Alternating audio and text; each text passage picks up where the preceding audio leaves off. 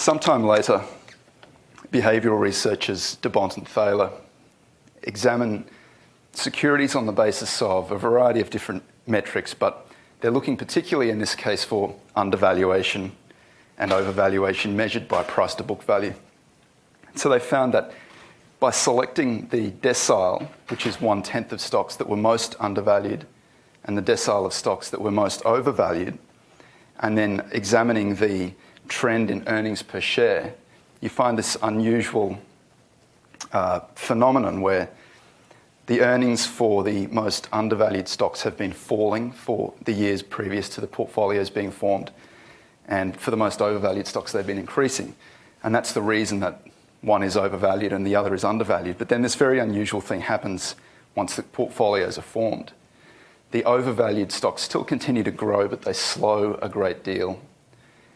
And the earnings per share of the undervalued stocks begin to improve at this stage. And 4 years hence, on average, the undervalued stocks, which have been selected simply based on their undervaluation, have actually earned more and are earning more than the overvalued stocks, which had the highest rate of growth.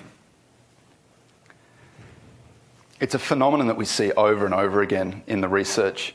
So this is another interesting study subsequent to the de Bont and Thaler research by Lakonishik, Schleifer and Vishny. They said, well, if it is in fact the case that there is this mean reversion in the fundamentals of the business, if there's mean reversion in the earnings, if the undervalued stocks do start creating earnings growth and the overvalued stocks earnings slow, then what if we went and selected portfolios specifically on, we could find an undervalued portfolio with very slow growth, an overvalued portfolio with very high growth, and an undervalued portfolio with very high growth. Which would be the better portfolio? So they sorted the universe into 3 portfolios on the basis of valuation, from most overvalued to the median, average, and to the most undervalued. And then they divided each of those portfolios into the highest rate of growth, the mid rate of growth, and the slowest rate of growth. So there were 9 portfolios formed. I've selected 3 of them here to show you the phenomenon. So the Glamour portfolio has the highest rate of growth, and you can see in earnings, cash flow, book value, operating earnings, all of those are growing higher than the other 2 value portfolios. But you can also see that you have to pay a higher multiple to acquire these stocks. So they're 19.6 times, 10.8 times cash flow. They're expensive stocks.